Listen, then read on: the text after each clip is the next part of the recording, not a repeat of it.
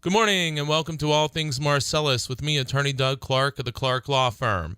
I am located at 1563 Main Street in Peckville, Pennsylvania, and I am right here each and every week at this time on this station to bring you, the landowner, the information that you need regarding natural gas development here in Pennsylvania. At the Clark Law Firm, I represent landowners, oil and gas right owners. I have not, and I will not represent gas or pipeline companies. I represent the Pennsylvania landowner and oil and gas right owner for such items as gas lease negotiations, gas lease reviews, consultations, amendments and modifications to agreements. We're going to talk about that some today. Pipeline agreements, negotiation, review, and consultation. If you are signing a pipeline agreement without a review and a consultation at minimum, or you're signing it and you're not represented and you haven't spoken to an attorney who knows what they're doing, who understands your leverage, who can guide you and assist you, you are making a big mistake.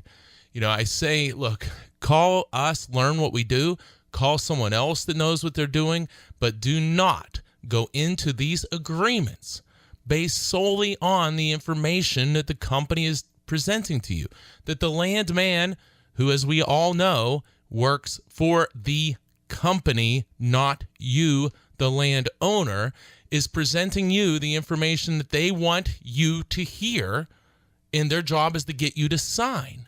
So you need the complete look. There are way too many people all across Pennsylvania signing bad agreements with gas and pipeline companies. Maybe they're too afraid to call an attorney. Maybe they're afraid the costs are going to be too high. Maybe they say, or they listen to the landman who works for the company who says, you don't need an attorney, you don't need an attorney. Well, of course they're going to tell you that. If they're telling you that, that should be a sign that you need to speak with somebody. So again, not to be some giant commercial here, call me, but look, give us a call and learn about a review and consultation. Start there. Call, see if we're right for you. Get a review and consultation. They usually take an hour or two. And I do them all the time. We do them for people all across Pennsylvania, Washington, Greene, Butler, Armstrong, Westmoreland, Tioga, Potter, Lycoming, you name it, anywhere. Of course, Susquehanna, Bradford, Wyoming. We do these, I do these, not we, but I do them all the time, and they time and time again prove to be a great value to the landowner. So really encourage you, call 570-307-0702, 570-307-0702. I want to get you the information that you need to make the right decision. And maybe that right decision is you go ahead and negotiate for more money, better language, better terms. Maybe the right decision is, you know what, I'm going to pass on this agreement. Maybe you thought that you had to agree, but then once you have a review and consultation and understand your rights and understand your leverage and understand really what your options are, then you may make a different decision to what you thought you were going to do. Then maybe you negotiate, for tens of thousands or even hundreds of thousands of more dollars. But unless you're speaking to somebody who knows what they're doing, who understands the leverage, who understands how this process works, you may be leaving money and leaving terms on the table. You may also be signing an agreement to something that you don't need to agree to, but because the landman told you, well, if you don't do this, we're going to install this pipeline anyway if you don't sign this, and we're not going to pay you. We're not going to pay you as much money. When you hear those type of statements, you should be having a review and consultation. You should be, whether with me or somebody else, but somebody who knows what they're doing. People are signing bad agreements, and I think people are afraid to call, learn how much it costs, learn what we do and what to expect, and decide if you want to do it. Like I say, we do these all the time, in person, by telephone, anywhere the property is or gas rights are in Pennsylvania, regardless of where you're located. that has proven. Check out the websites, pagasleaseattorney.com, pipelineattorney.com. Look at the testimonials. See how people have been helped by this. And we want to help you. I want to help you. So really encourage you. Learn more. Give us a call. 570-307-0702. 570-307-0702 and see if we're right for you. Usually we are, but hey, maybe we aren't. But at least you can give that call. Don't just rely on the company. Think about that. You're going to rely on the company to give you the information that you need to make the right decision. When their job, this is a negotiation. In any negotiation, what are each side trying to do? Each side is trying to do as good as they can. They're negotiating for, on the landowner side, as much money as you can get, as much security as you can get, to limit the company's operations and to limit the length of the agreement, the number of pipelines, arguing for, negotiating for royalty percentage, royalty calculation, and leases. All of those things we're trying to increase to make as positive as we possibly can for us on our side. And guess what the company is doing? Well, not what the landowner's doing. They're trying to pay the least amount of money they can. They're trying to pay the lowest possible royalty percentage they can. They're trying to calculate a royalty or draft royalty calculation provisions that are most beneficial to them, taking full deductions. More and more affiliated sales and index pricing can be a complicated concept. If you're signing a lease anywhere in Pennsylvania, you should know, how are my royalties going to be calculated? I can see an addendum term that says royalty without deduction, and it makes me want to pull my hair out because many of these are going to have full and total deductions, despite the heading that says royalty, no deductions. We cannot fall. Landowners can't fall for this easiest, stupidest trick that they pull, putting a misleading heading in the addendum to make you think that you have royalty without deductions, when in actuality, you absolutely do not have royalty without deductions. So when the landman hands you that paperwork and you see an addendum that says that, ask some questions. See what they say. Here's the best. Ask them to put in writing, to write down for you, to send you an email, to send you a letter explaining how your royalties will be calculated, how your royalties will be calculated without deduction. Listen, think about that. If you have an offer, ask the landman, and if that offer has a heading saying royalty without deductions, or even if it doesn't, ask the landman, hey, can you write a paragraph or a couple paragraphs fully explaining how my royalty will be calculated, where the gas will be sold, at what different locations may it be sold under this agreement, when are deductions going to be taken, if at all, are affiliated sales going to be used, can you use an index price to calculate my royalty as opposed to using the price you actually sell the gas for? Ask those questions. See if they'll put anything in writing. And boy, I'll bet you they won't. You're listening to All Things Marcellus with me, Attorney Doug Clark of the Clark Law Firm. You can join me right here each and every week at this time on this station. And remember, I've been doing this radio show, All Things Marcellus, since August of 2010. So we've had 7+ years of All Things Marcellus, and we're not even close to stopping. So make sure, again, you tune in each and every week with me, Attorney Doug Clark, to All Things Marcellus, right here at this time on this station. So, okay, let's get into some substance here. I want to talk today. These things come up every week. I have this list for show topics, and it's a long, long list. Sometimes I joke it's like a scroll. I could open it up, and it'll go rolling down the floor and out the hallway and out to the street outside of all the different ideas that I have for radio shows, things that I want to talk about. And then something comes up, This says, well, we're going to have to put this idea at the top of the list and keep bumping these other ideas back. And this week, something came up, and it involved an amendment, modification, ratification to an oil and gas lease. So again, amendment, modification, ratification to an oil and gas lease. The same thing may occur to a pipeline right-of-way agreement or really any other contract, but very common, or much more common, I shouldn't say very, but much more common with gas leases, but you'll see them with pipelines as well. If you're paying attention, please pay attention to this. If you are presented with an amendment, modification, or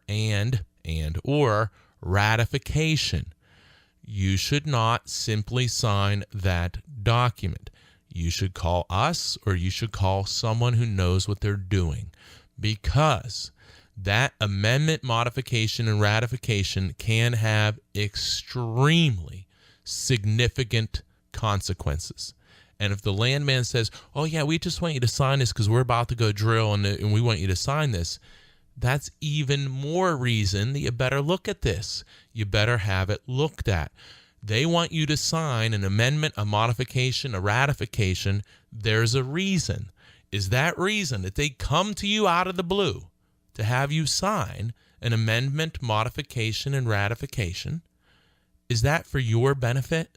Do you think they're coming out of the blue and asking you to sign a certain amendment, modification, and ratification out of the blue because it's going to benefit you? Or do you think maybe it's going to benefit them, or there's a reason for them that they want you to sign this? And that's what you need to figure out. Why am I signing this? What is the reason? Is this normal? Is this a problem? If it's not a problem, well, we do these, again, I do these reviews, consultations, look at it and say, okay, you know what? I understand this. This isn't a big deal. This isn't something we want to contest or fight about. Here's what it means. Here's what it's about. And yeah, I think that this would be no problem to sign. That usually takes less than an hour. If it's a problem, then we talk about, listen, well, here's why that the company wants you to sign. You need to be very aware of this. And again, this isn't every case, but it's more than you think. Amendment, modification, and ratification may be a new opportunity. And in some cases, those documents are presented to people, my opinion, my strong opinion, they're presented to people as a way to continue the life of a document, maybe a gas lease, maybe a pipeline agreement, that would have otherwise terminated or maybe already did terminate. But by you signing this document, you revive it and bring it back to life. You need to be careful. I'm going to give an example here in the second segment here. You're listening to All Things Marcellus with me, Attorney Doug Clark of the Clark Law Firm. You can give us a call anytime, learn about these services, reviews, and consultations, but make sure you keep listening. Join me each and every week right here for All Things Marcellus with me, Attorney Doug Clark of the Clark Law Firm. I'm going to give you a real-life example of amendment and modification and what it can mean after this break. I'll be right back. Welcome back to All Things Marcellus with me, Attorney Doug Clark of the Clark Law Firm. You can always contact us, learn about representation, reviews, consultations. If you're in Susquehanna County, Cabot multi-unit well representation, doing a lot of reviews, consultations, looking at those for clients and landowners, 570-307-0702. 570-307-0702. We want to help you. I want to help you. So, okay, let's get back into this amendment, modification, ratification. So, to set it up a little bit, an amendment is what you would think it is. Same thing, modification. I'm going to amend or modify or change my existing lease. Now, again, when the company comes to you and asks you out of the blue, hey, we'd like you to sign this amendment and modification, chances are they're not doing that out of the kindness of their heart because they want to make something better for you. It's not the case. They're doing it because they need something. There's a reason. And if you're just signing and not understanding that reason, my opinion, you're making a big, big mistake, because sometimes these amendments and modifications, whether you sign or reject, depending upon your leverage and the basis of that request by the company, that can be the difference of tens of thousands, hundreds of thousands, or even more dollars over time, depending on the size of the property and, again, the request of the company. But it's back to these requests. Not every time, but sometimes the company is making these requests because if they don't get this amendment and modification, they can't do what they want to do. And if you don't grant it, there's a good chance, in some cases, that the company will pay you or change the terms of your existing document and so on and so on. But you have to understand your negotiation leverage. Is the company landman who works for the company going to come out and explain to you your leverage and why you may want to try to negotiate this document, why you might be able to get more money, why you might be able to get a higher royalty percentage, how you might be able to negotiate an entirely new addendum or additional addendum terms to your old agreement, how you might be able to add indemnification, change your royalty calculation method, any of those things. Are they going to say that to you? Well, if they do, they're probably not going to have a job very long because they don't work for you. They work for the company. So that's why I say, these reviews and consultations, an hour or two, you get that information and then you decide what you want to do. And I know I beat that up, but I'm telling you, I do so many of these and they're very, very valuable and they're always a great experience. So I want to talk about, so this is a scenario, and I think this is a great example. This is a great example of the type of thing that you can see.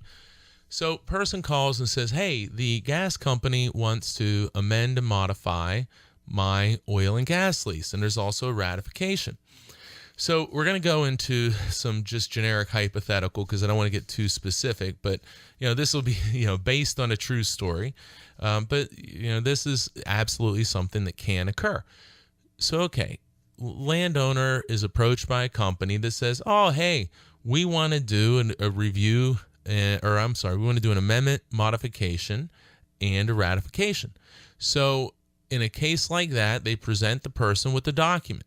Now, in this case, part of this amendment and modification, it added some provisions that seemed like they would be beneficial to the landowner.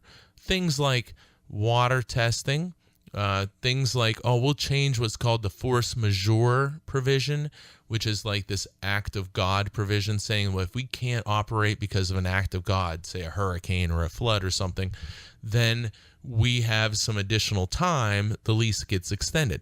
So they modify a force majeure provision, which is extremely unlikely ever to apply. They throw in some water testing stuff, which sounds great, but frankly, the company's going to do the exact same thing anyway because of DEP regulations. So they throw in what I would consider mostly throwaway provisions, meaning they add little to no value in my mind to the landowner. But then there's this other provision that is a shut-in provision.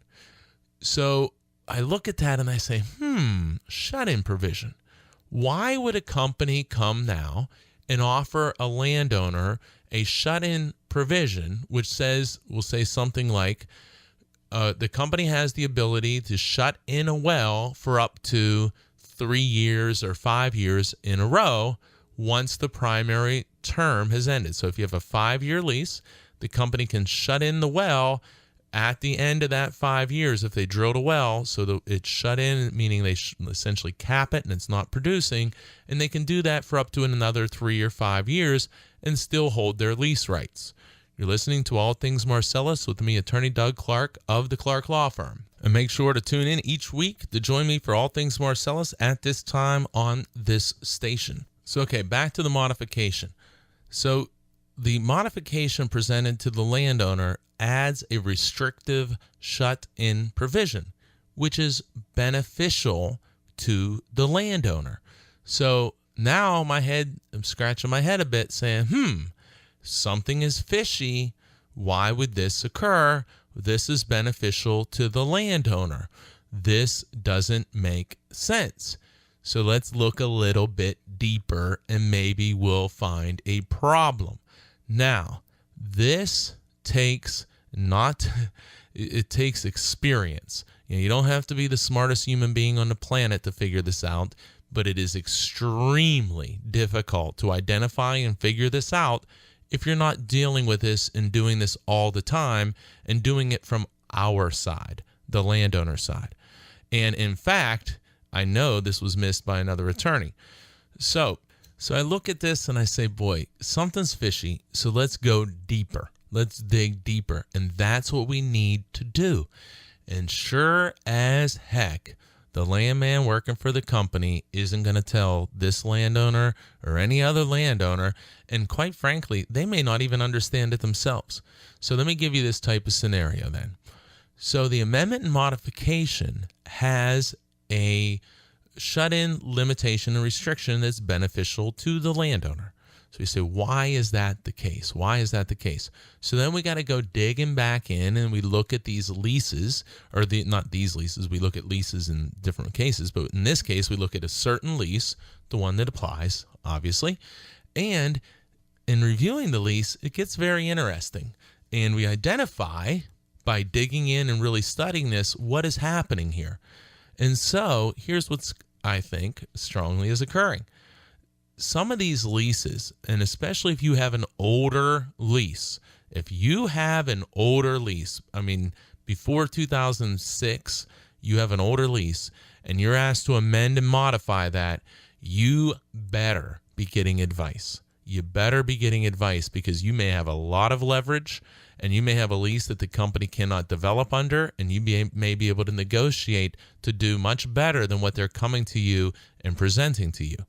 So in this case, we got an old lease from back in the early 2000s. And that lease, see what happened was these older lease forms back in the early 2000s and before, but even in the mid 2000s, they did not really contemplate. They did not expect horizontal drilling. So these old leases were designed with what we call conventional wells, that vertical drilling. So sometimes these older leases may not have provisions that allow for pooling and unitization of a bunch of acreage together. That presents a big problem for the company. Sometimes these leases do not have shut-in provisions, which may or may not be good for you or the company. And we're going to get into that a little deeper here in a second. Sometimes these old leases have decent royalty calculation language, even though it's 12.5%, maybe the old lease precludes or prevents affiliated sales, meaning the gas company selling it to another company they own and then paying you royalty based upon the price of that transaction. Two companies that are, one owns the other one, they sell gas to themselves, they set the price, and they pay you royalty on that price. That may be precluded in your old lease. So again, any time a lease is being requested to be modified or amended or ratified, we need to understand why. We need to go deeper and understand why, because it may be a scenario like I'm about to describe. You're listening to All Things Marcellus with me, Attorney Doug Clark of the Clark Law Firm. And join me each and every week right here at this time on this station for All Things Marcellus. So, okay, this lease, and digging back to this old early 2000 lease, it has a provision called term, meaning how long is this lease for? And this one says that the company has the right to enter onto the property and drill for oil and gas at any time within, and it's 6 months, from the date of the lease, and so long thereafter as gas is produced. Words matter. I know sometimes it may not seem that way, but words matter.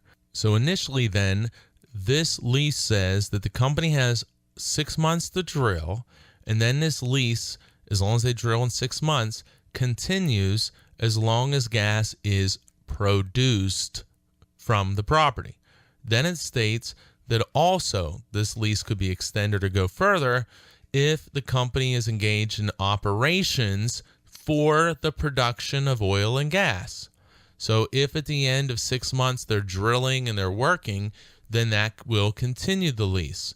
Or there's another way, or the company shall continue to pay the landowner $3 per acre for delayed rentals.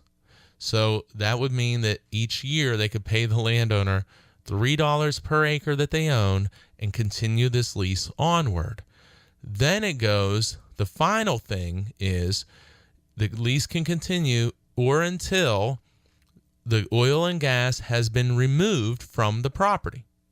Okay, so those are the ways that this lease moves forward. Again, these get into, you need to have experience and understand the case law. There's a lot going on. It's not just what's happening at your kitchen table. Courts are ruling on these contracts, making decisions, saying, here's what we interpret this to mean. You as a landowner are probably not following the evolution and development of Pennsylvania oil and gas law. The companies are. You should have a lawyer who is also. So here's the thing. In this case, remember, a person in this position received a modification, an amendment, and a ratification of their gas lease. They received that. Why did they receive it? It had a shut-in provision, which on its face appeared to be beneficial to the landowner. So the landman could say, oh yeah, we're going to give you this shut-in provision. It's really good for you. This is a really good thing for you. We're really nice guys. We're all about, landowners. We want to be partners. We're really, really great guys, and that's why we're doing this. Well, again, we know better, right? Please tell me we know better. Listeners to All Things Marcellus know better. We dig deeper. And I'm up against it here, and I'm going to explain, and we're going to explain what that problem is. And I find it fascinating. I find this fascinating, and I can't wait to see how this thing ends. You're listening to All Things Marcellus with me, Attorney Doug Clark of the Clark Law Firm. You can call us anytime, find out what we do, see if we can help you, regardless of your location, anywhere in Pennsylvania, anywhere in the country, or even other countries. As long as you have oil and gas rights or property in Pennsylvania, give us a call, see if we're right for you. 570-307-0702. 570-307-0702.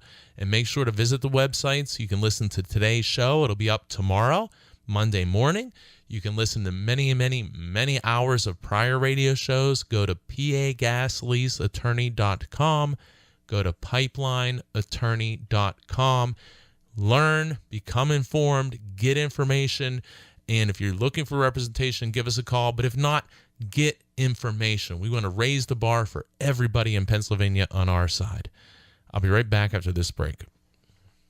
Welcome back to All Things Marcellus with me, Attorney Doug Clark of the Clark Law Firm. Remember to join me each and every week at this time on this station for All Things Marcellus, and call the office. Learn about reviews, consultations, lease negotiation, pipeline, buying, selling oil and gas rights, multi-unit wells, amendments, modifications, ratifications, well sites, damage releases, you name it, any and all representation relative to oil and gas development here in Pennsylvania. And of course, I do not, have not, and I will not represent oil and gas companies. So let's get into this, because maybe I'm crazy, but I find this stuff fascinating. And I'm so glad this person called me. I'm so glad that they called for a review consultation to learn about what their rights are and why.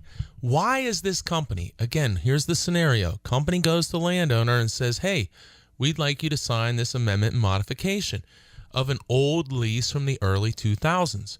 So we say, all right, well, what's in there? And it's weird because what's in the amendment modification seems like at first blush that maybe it's beneficial to you as the landowner. But we know things aren't always how they appear. So what do? We get a review and consultation with that guy we hear on the radio, and we learn our rights. And what do we learn here? Well, we learned that one of the items that was presented in the amendment modification was the addition of a shut-in clause, which limited the company's ability to shut in wells that are producing for a maximum of, say, 3 or 5 years.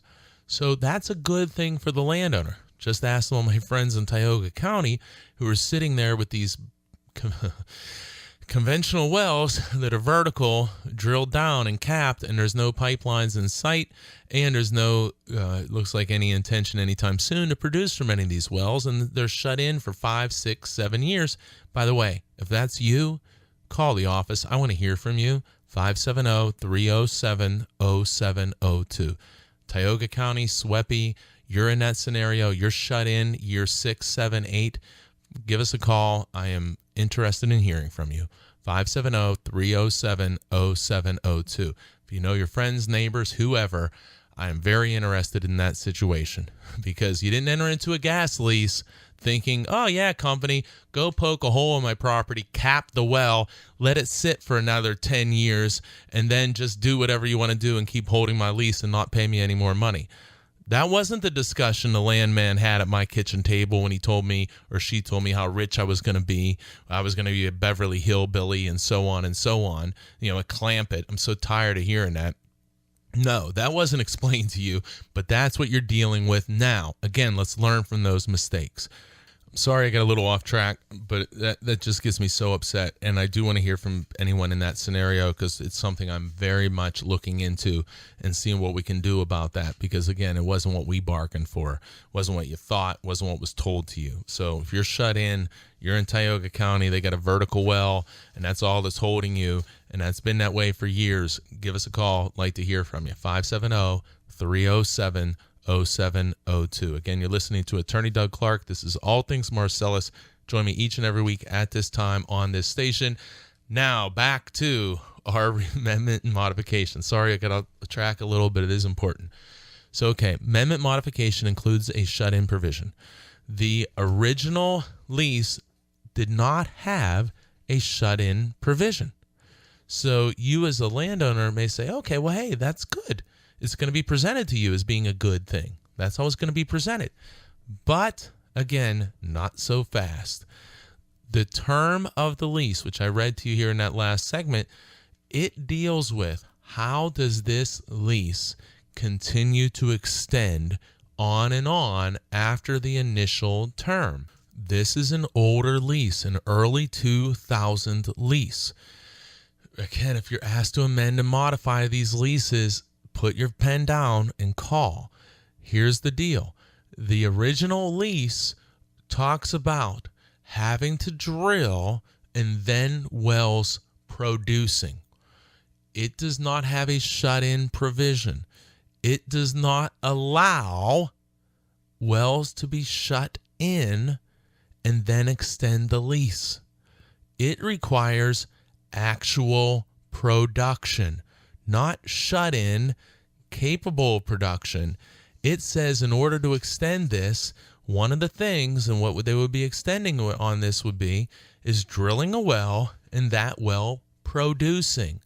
There is no authority in this lease that allows the company to shut in the well. So how about this scenario? Let's say that the company drilled a vertical well down to the Marcellus, and they literally, though, did connect it to a pipeline because they have to here. They can't shut it in, so it's producing. So that well is now producing, and it has been producing for several years, but it's just a vertical well.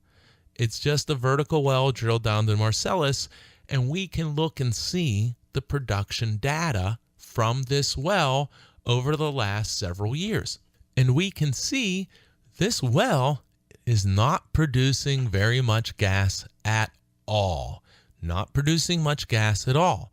So what happens if it stops producing gas? Well, the lease is going to end.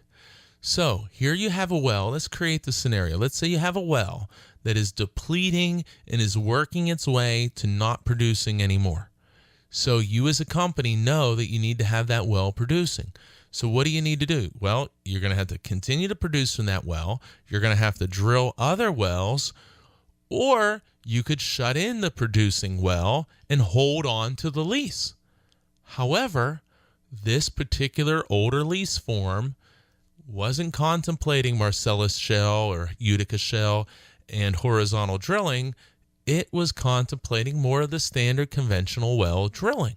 So they planned on drilling a well and producing, not shutting it in, which you see a lot more when you're dealing with these horizontal wells.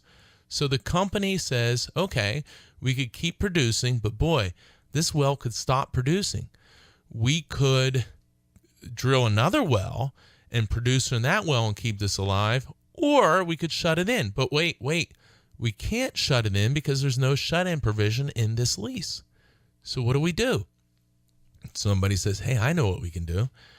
Let's play our good guy card, and let's go out to the landowner and say, hey, we want to do some drilling. We want to do some things, so we want to give you this amendment modification. Oh, look how nice we are. We're going to give you water testing provisions, which they're going to do anyway. We're going to give you a limitation on this force majeure provision, which you probably have no idea what that even is, and does it have any value to you? Probably zero value. And then we're going to give you this shut-in limitation, and this is really good because if we shut in a well, then we can only shut it in, let's say, for 5 years. Well, did they tell you? Because if you don't sign this, we actually have no ability to shut in the well. So we have to produce gas and we have to pay you royalties because we can't shut in the well.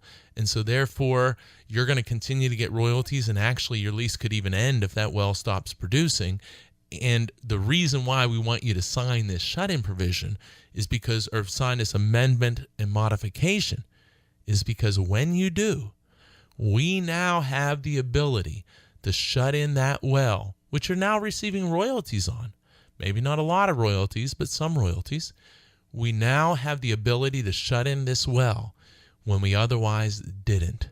And we can shut it in, my example, for 5 years, which then means that the day you sign it, you might be getting royalties. Now, all of a sudden, they shut in the well because now they have the authority. You just gave it to them. Now they shut in the well. They pay you $1 per acre per year for the wells that or the well that's shut in. So they pay you $1 per acre. No longer are you receiving royalty. And now that well can be shut in for 5 years. Well, the company goes ahead and figures out how they want to produce and develop elsewhere. If you were in that scenario and you identified this and you didn't sign the amendment and modification to allow shut-in, well, what's going to occur? Well, there's many things that could occur. The company could continue to produce and hope that that well continues to produce. But even if they drill future wells, future horizontal wells, they can't shut them in, which would mean they'd have to keep producing, which would mean you'd have a constant royalty stream and not be in a situation where your well may be shut in for 5 years and not receive any royalty. You're listening to All Things Marcellus with me, attorney Doug Clark of the Clark Law Firm. Make sure you join me each and every week right here at this time on this station for All Things Marcellus.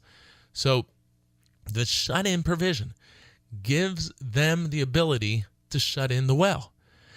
Also, if they drilled a well and drilled horizontally and you didn't sign, again, they can't shut in that well. They can't. They're going to have to keep producing. And if something happens to them that they have to shut it in, well, they could lose your lease. So now, hopefully you're starting to see there's a lot of value to the company to shut in this well. That's why they're giving the person the amendment and modification. Not because, oh, hey, we're good guys. No, because we want to shut your well in. We want to manipulate your lease, and we don't want to be in jeopardy of losing your lease because in this case, the person owned hundreds of acres. Now, sometimes it's less, but regardless of that. But in this case, the truth is it's hundreds of acres. So it may be an opportunity to do a new lease. It may be an opportunity to amend and modify the lease with terms that actually benefit you, maybe increased royalty, maybe royalty without deductions, maybe additional financial compensation, maybe additional protections for your surface. And in this case, the original lease from early 2000s, didn't even have indemnification. So if somebody got hurt in a property, you're going to get sued and you're going to have to defend yourself. And the amendment and modification that they gave the person didn't have indemnification protection for the person either. That needs to be covered. Again, that's elementary. It's a little bit off, but that's elementary. That has to be done. And they're not even giving it to you. They should give it to you. You shouldn't have to ask, but they're not even giving you that. They're your buddies. Oh, here, we'll water test you. Oh, but we're not going to cover you in the event that you get sued if somebody gets hurt or there's a problem on the property. We're not going to do that. We're not that good of friends, but we're friends enough that we'll give you water testing, which they're going to do anyway. So again, these things have to be looked at with a lot of scrutiny. In this case, the company presents it as, hey, look, this is good for you. We'll have a limitation on shut-in. No, the flip side is no. Right now, you can't shut the well in at all.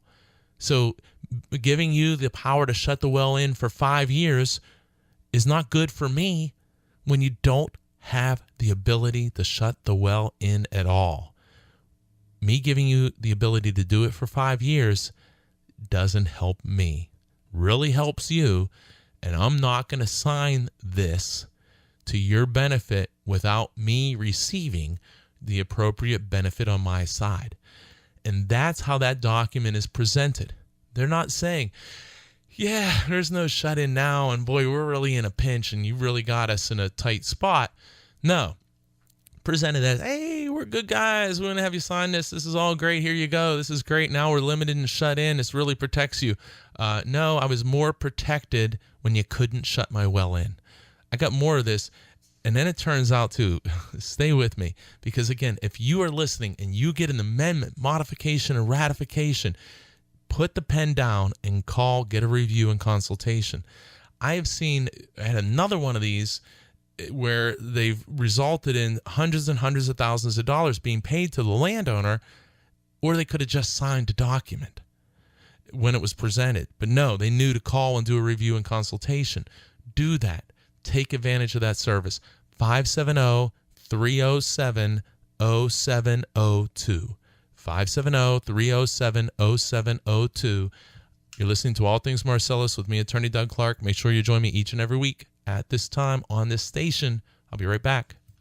Welcome back to All Things Marcellus with me, Attorney Doug Clark of the Clark Law Firm.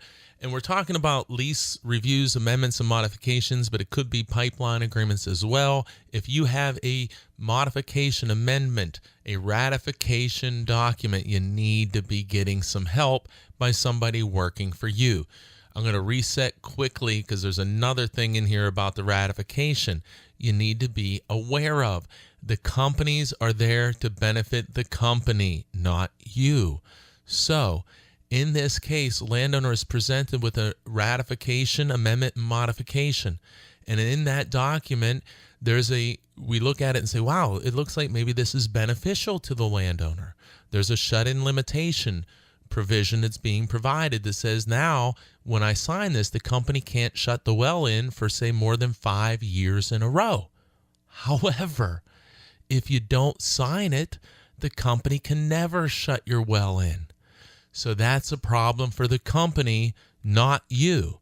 That's a problem for them. So when they come and put their arm around you and say how great they are and say, hey, here, sign this, we're going to give you some shut-in limitation. Well, they may not tell you, because if you don't sign this, we can't shut your well in, and that's a real big problem for us. And you can probably negotiate and do better or not sign and preclude us from actually shutting in your well. And by not signing, it could be really beneficial to you, or you could negotiate significantly better terms. All of those things may be possible, but they're not going to probably be told to you by the company landman who's working for the company. So we identify the real reason of this request. Now, this case is much more complicated because there's proposed development in the property, and which adds to the leverage on the landowner's side. So it's a very, very interesting situation. And what's really discouraging to me is thankfully this person called me because they had talked to another attorney who had said, oh, yeah, hey, go ahead and sign this. It's going to be great. You're going to become rich. Go ahead, hurry and sign this. You know, I've never said that I don't think to a client. I can't imagine saying that. And we got to look at it and say, hey, look, this would be in your best interest. I think this is going to be something good for you, and it makes sense for you to sign it. I would have no objection. In some cases, I would even recommend, hey, you should go ahead and sign this. This is going to be good for you. Not you're going to be rich, you're going to be the Clampetts. I mean, I'm not a landman. Your attorney shouldn't be a landman. They should be working for you. So we identify, hey, this gives the company shut-in, which if you don't give them may mean that your existing lease may terminate. And if you have a few hundred acres, let's pretend you have 300 acres. And if they're going to give you $1,000 an acre, by understanding that, say you did a review and consultation, spend an hour or two, understand your rights. Now you may be able to negotiate $1,000 an acre. You have 3,000 or 300 acres. You now just received $300,000 in that scenario. Again, it doesn't always happen, but we need to understand and address it. And if it doesn't happen, what's the worst thing that happens? You spend an hour or two, you understand your lease, you understand what's being requested, and then you act accordingly what's in your best interest. That's the worst scenario. The best scenario, you identify leverage that the company landman didn't tell you about, and now you understand, hey, wait a second. I actually hold some cards here, and I'm going to make sure that I'm going to play these cards to the best of my ability for myself, my property, my family, future generations of my family. That's what we need to do. You're listening to All Things Marcellus with me, Attorney Doug Clark of the Clark Law Firm. Join me each and every week at this time on this station for All Things Marcellus. Now let's go one step further. So remember I said reviews or lease amendments, modifications, and ratifications. Ratification. So this lease, and it gets really, really technical, and again, it gives you an idea. There's so many of these things that are much deeper than these surface issues. But the way this contract is written and the way the term of the contract, how long this contract operates for, well, there's a really significant question whether in this particular case the company did what they needed to do to hold on to this lease. And quite frankly, I don't think they did, but that gets, again, really deeper in some legal technical analysis. So this lease, you may have a case where your lease may actually have terminated, but the company is going to say, well, no, it didn't. But here's what they do sometimes. Pay attention to this. So in this case, not only is the new document called an amendment, modification, and ratification, but there's even an old ratification that these landowners signed back several years ago. And listen to what this ratification says. And people are signing things like this and not getting help. The ratification talks about that the landowner hereby ratifies the lease. Now remember, this is an early 2000 lease, and this document was signed, we'll say somewhere around 2010, 2011. So it's a long time. So this says, when you sign this, that you as the landowner, lessor, hereby ratifies this lease as being in full force and effect and not in breach. Well, if you're signing something to say that the lease is not in breach and the company comes out and asks you to sign that, you better darn well know if the company is in breach or if they're in breach of this lease. So it says, so you sign this and you're saying that you agree and ratify that the lease is in full force and effect and not in breach, and that the lease will remain in full force and effect in accordance with its terms and as amended by this agreement. So the company comes out, they want to get a ratification. They want to get you to agree that they haven't breached the lease. When that's occurring, you better darn well look at it and say, why? Why is that occurring? And in this case, I think it occurred because the company has fears that they have breached a lease and that the lease is terminated. So they said, well, let's go out and get an amendment and ratification, and then we can keep this lease active. We can argue that, hey, look, you signed this ratification and amendment acknowledging that we didn't breach the lease. So if you talk to an attorney who knows what they're doing and says, hey, I think this is breached and I don't think you have a lease, the company's going to pick up this ratification and say, no, you agreed. Lessor hereby ratifies that the lease is in full force and effect and not in breach. So you did that. Yeah, remember when the landman came out and handed that to you at the kitchen table and said, oh, yeah, we want to do some drilling. We want to do great things. Here, go ahead and sign this. Well, you just acknowledged that they didn't breach the lease by the express terms, when in actuality, maybe they did. So you got to look at that. You're listening to All Things Marcellus with me, Attorney Doug Clark of the Clark Law Firm. So the new amendment and ratification also that adds the shut-in provision, which is highly beneficial to the company, not you in this case, the landowner, beneficial to them and not you. So they present that to you under the guise that it's going to be your benefit, to your benefit. And then in that same document, they have a provision that you're going to ratify and say, yes, this lease is in full force and effect. And you say it's not in breach. When in reality, I believe in this case that this lease has been in breach and it's terminated. Then the question becomes, what is the legal impact of you signing a document saying that this isn't in breach, when in reality, if you didn't sign and you learned of your rights, say you had a review and consultation, understood these things, say, company, I'm not going to sign that. Now that I've looked at this and I understand, I believe my lease is over. You've breached it. It's terminated. And therefore, I don't need to sign this, and I'm a free agent. That's my position. And the company may dispute that, but you may have a very good argument. You may be right. And that may lead to your lease terminating. It may lead to a new lease. It may lead to negotiation for per acre bonus compensation, change in royalty percentage, many, many other items. Again, these old leases have terms that weren't often thinking about horizontal drilling. And we need to make sure that when you're presented with an amendment, modification, and ratification, it's not because the company has a problem, because they breached a lease, because the lease is terminated, because they can't hold the lease the way they want to, because they can't drill under the lease even though there is a lease.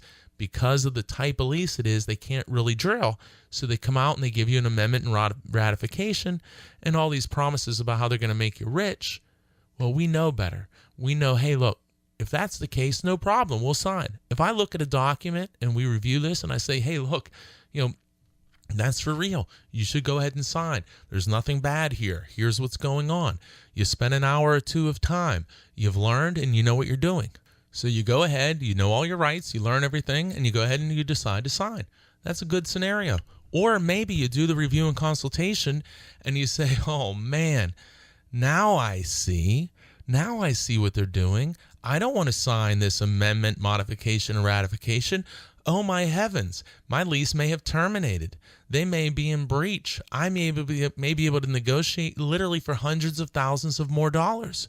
Maybe not, maybe so. It happens more than you think. And if you're not learning your rights and you're not understanding your rights and not getting assistance from somebody there to help you, you're making a mistake. Relying on the gas company landman, making a mistake. So, okay, we're up against it here. My standard reminder is, listen, join me each and every week at this time on this station for All Things Marcellus. Give us a call, learn about reviews, consultations, other services. I represent landowners, only landowners. Give us a call, 570-307-0702, 570-307-0702. Stop signing bad agreements. Remember, the landman works for the company, not you, the landowner. Have a great week, everyone. See you next week.